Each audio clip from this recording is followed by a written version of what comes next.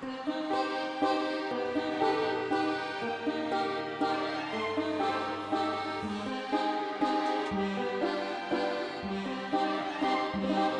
going to be going down to Waterloo to a great French influenced cafe called the French House, where not only we're going to get some fantastic coffee, but also they make all their own French pastries and breads that they all bake on site. I guess for us coffee lovers, it's a great haunt, you know, when we want to soak up that real coffee culture. He's also a fantastic barista, very passionate, knowledgeable, loves coffee. So once we get there, he's going to show us the ropes and we're going to be in for a real treat.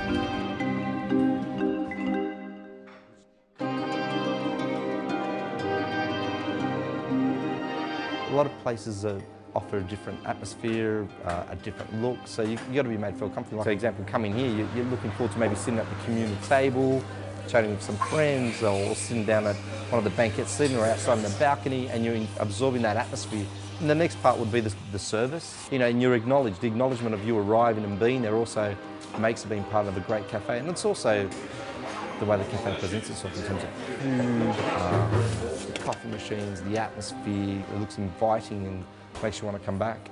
We're in a good cafe, and good signs of fresh coffee and great coffee is that firstly you just take a look at the hopper where the fresh coffee beans are kept, and you can see that it's relatively clean. There's not a lot of oils being built up in there, so we know they take care of the daily cleaning procedures.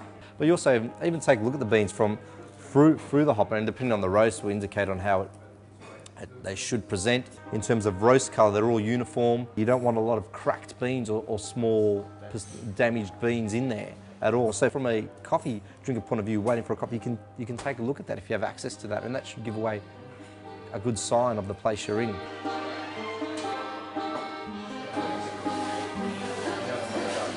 If George is a break now, he might pour us a couple of espressos. The espresso is the base of every coffee. So you can potentially mask a bad espresso with some milk, but it will come through. So this is the first step to a great coffee. Obviously George will grind on demand, pack the coffee, and what we're looking for in this is a delay. From when he hits the button, the extraction button, there'll be a delay of between 3 to 5 seconds, and then the coffee will start to pour at a steady pace. And for the espresso that George is going to draw, we're probably going to look for another, say, 20 seconds on top of that. So you're looking at about that 20 to 25 second time lag, and you'll get a beautiful 25 ml espresso, golden crema. Just even coming to it, like, does it coat the back of the spoon? The overall experience, is it pleasant? And that's what you're after. But also you can stir it, you can see how the crema's reforming also. You know, that's a good sign, a good espresso. You've got to have the correct grind so that it's not too coarse, where the coffee, once it's packed and tamped and locked in and extracted, that it's going to flow too freely and it's going to under-extract. And vice versa, you don't want the grind to be too fine, where it's going to take a long time and it'll just be bitter burnt flavours, which is actually burning the coffee because the time is just lagging. So as I said before, what you want is just that balance.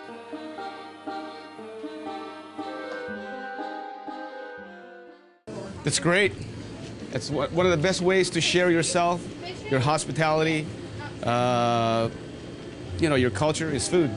Tuesday, Wednesday, Thursdays, we have musicians come here and basically to share their talents and their aloha. The ambiance, the feeling of not being in, you know, concrete jungle Waikiki, it's kind of like on the outskirts. Gives you a feeling of being more with the local, being immersed with the local culture and the local people. As you can see, they're all here to enjoy our good food.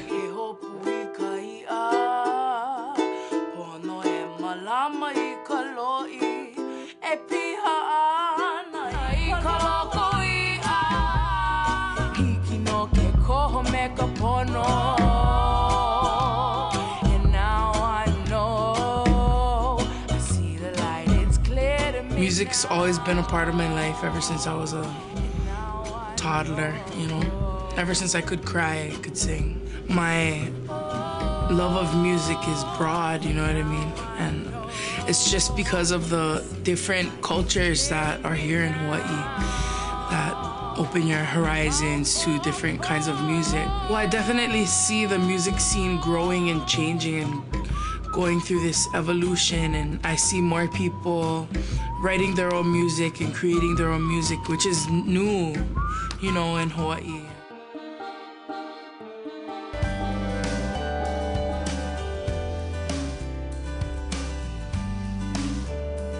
The Marlborough region's absolutely fantastic for grape growing, and I'm not just saying that. It's got fantastic climate, and the reason that is it has warm days and cool nights. What it does is it lets the grapes slowly ripen, burn off some of the acids, but also the cool nights help it retain those delicate aromas and flavours that's so akin particularly to Sauvignon Blanc around the world. You throw that at the fantastic soil profile here with free draining alluvial soils. There's more tomato leaf and gooseberry notes. More clay-based soils, with the southern valley side of the valley is more melon, tropical, sort of fleshier, broader characters.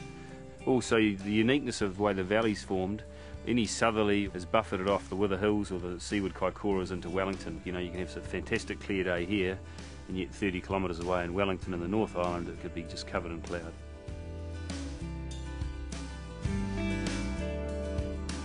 We've got about 15 sites around the valley. So we've got two main sites. This one, the Rarangi site, which is sort of close to the sea, has a easterly breeze influence. And then we've got our winery site, the Taylor River site. So this site, you get the lovely pungent green notes. The Taylor River site, you get more melon, guava, tropical characters. And then the rest of the sites are dotted around the valley in areas we feel contribute or attribute different characters. The picking decisions really made with the likes of Ben and myself continually walking through the vineyards, through different blocks, tasting fruit. I tend to be looking at it from a quality and fruit condition point of view. Ben is looking at it more from a flavour and component and actual taste point of view.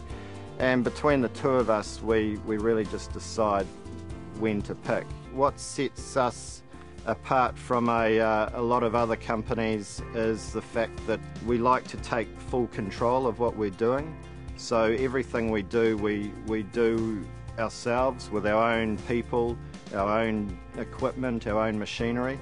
And that just sort of, it gives us a bit of an edge, allows us to really make the right decisions, do the right things at the right time. And you know, at the end of the day, that shows through in the quality of the wine.